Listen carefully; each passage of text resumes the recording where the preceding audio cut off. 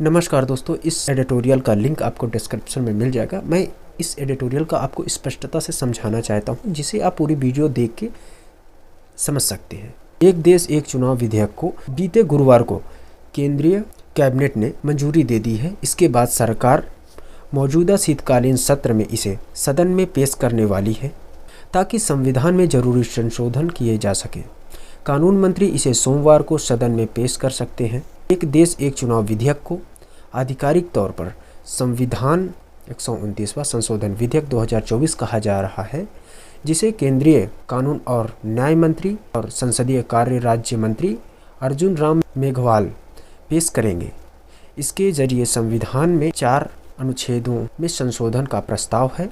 इसके तहत अनुच्छेद 82 जोड़ने का प्रस्ताव है, जो लोकसभा और सभी राज्य विधानसभाओं के लिए एक साथ चुनावों का प्रावधान करेगा, और अनुच्छेद 83 संसद के सदनों की अवधि और अनुच्छेद 172 राज्य विधानसभाओं की अवधि और अनुच्छेद 327 विधायकों के चुनावों के लिए प्रावधान बनाने के लिए संसद की शक्ति में संशोधन होगा। यह विधेयक संसद के दोनों सदनों द्वारा पारित किए जाने के बाद केंद्रीय सरकार द्वारा अधिसूचना के जरिए लागू किया जाएगा।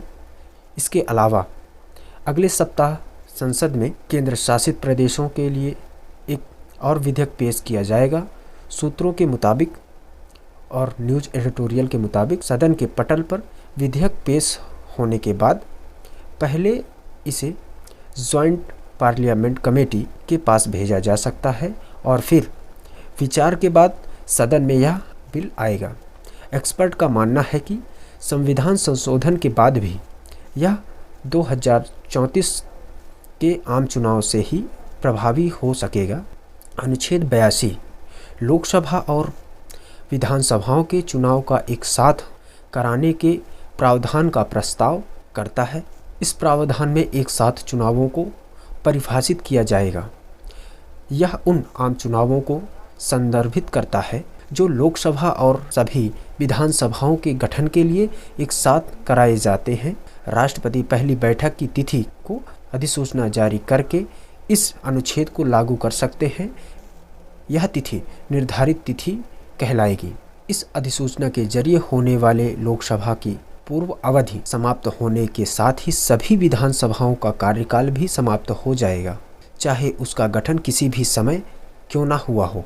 यदि चुनाव आयोग की राय में किसी विधानसभा का चुनाव लोकसभा के आम चुनाव के साथ कराना संभव न हो, तो आयोग राष्ट्रपति को सिफारिश कर सकता है कि इसके बाद राष्ट्रपति आदेश जारी कर सकते हैं कि उस विधानसभा का चुनाव किसी अन्य तिथि पर कराए जाए। अनुच्छेद 82 सब क्लॉज 3 इसके अनुसार लोकसभा के पूर्व अवधि समाप्त होने से पहले चुनाव आयोग लोकसभा और सभी विधानसभाओं के एक साथ चुनाव कराएगा। प्रावधान इन चुनावों पर लागू होंगे, लेकिन आवश्यकता अनुसार इसमें संशोधन भी किए जा सकते हैं, जिसे चुनाव आयोग आदेश द्वारा लागू कराए जाएंगे।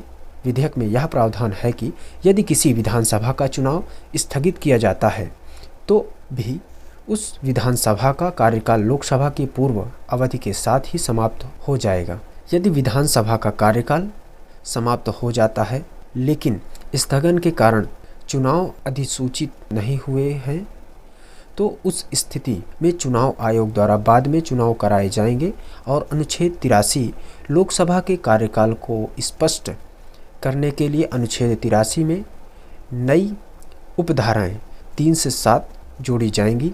यदि लोकसभा की पूर्व अवधि समाप्त होने से पहले इसे भंग कर दिया जाता है, तो उस अवधि को अपूर्व अवधि कहा जाएगा।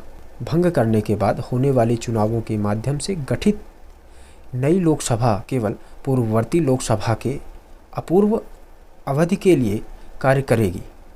नई लोकसभा को पूर्ववर्ती लोकसभा की निरंतरता नहीं माना जाएगा। अनुच्छेद 172 राज्य विधानसभाओं के लिए भी मध्यावधि चुनाव का यही प्रावधान लागू होगा। यदि किसी विधानसभा को उसकी पूर्व अवधि समाप्त होने से पहले भंग कर दिया जाता है, तो इसके लिए मध्यावधि चुनाव कराए जाएंगे। चुनावों के परिणाम स्वरूप गठित नई विधानसभा पूर्ववर्ती विधानसभा की पूर्व अवधि के लिए कार्य करेगी। केंद्र शासित प्रदेश कानून संशोधन विधेयक 2024 भी संसद में पेश किया जाएगा। इसमें केंद्र शासित प्रदेश अधिनियम 1963, राष्ट्रीय राज्य क्षेत्र अधिनियम 1991 और जम्मू और कश्मीर पुनर्गठन अधिनियम 2019 में संशोधन का प्रस्ताव है। इन कानूनों में एक साथ और मध्यावधि चुनाव से संबंधित प्रावधानों को शामिल करने के लिए संशोधन किए जाएंगे। संविधान संशोधन के बाद अनुच्छेद 327 में निर्वाचन क्षेत्रों में परिसीमन शब्दों के बाद एक साथ चुनाव के संचालन शब्द जोड़े जाएंगे। धन्यवाद। वीडियो को लाइक, चैनल को सब्सक्राइब करना ना